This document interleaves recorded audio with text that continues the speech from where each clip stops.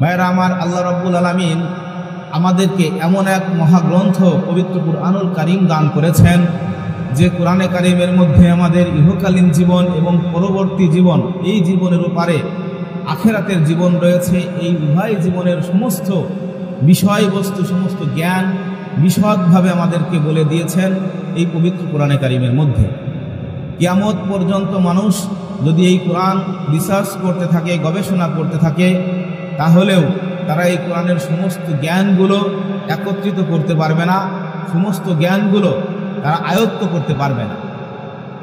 আমরা কোরআনে কারীমের একটি আয়াত যদি দেখি, আল্লাহ রাব্বুল আলামিন বলেছেন, ওয়ানাজ্জালনা আলাইকাল কিতাবা তিবয়ানাল লিকুল্লি শাই ওয়া হুদাও ওয়া রাহমাতাও ওয়া বুশরা লিল মুসলিমিন। হে রাসূল, আমি আপনার কাছে এমন এক কিতাব নাজিল করেছি, সমস্ত বিষয়ের সুস্পষ্ট বর্ণনা যে কিতাব।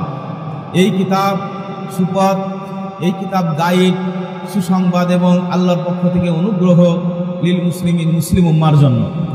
অন্য আয়াতের মধ্যে বলেছেন, ওয়ানুনাজ্জিলু মিনাল কুরআনি মা হুয়া শিফাউ ওয়া রাহমা লিল মুমিনিন।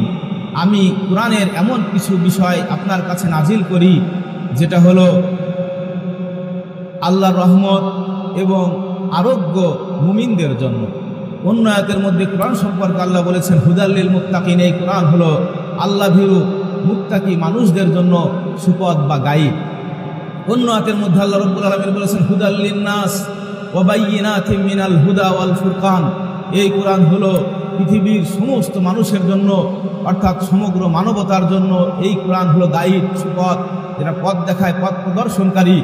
ওয়া বাইয়িনাতিম মিনাল হুদা ওয়াল ফুরকান, সুপথে চলতে, ভালো এবং মন্দ, কল্যাণ অকল্যাণ, আলো অন্ধকারের মধ্যে পার্থক্য করার জন্য যত বর্ণনা, বিশদ আলোচনা, এই কোরআন হলো সেই ব্যাখ্যা, সেই বিশ্লেষণ। এই জন্য এই কোরআন থেকে যুগে যুগে মানুষ আলো পেয়েছে, কিয়ামত পর্যন্ত মানুষ আলো পাবে।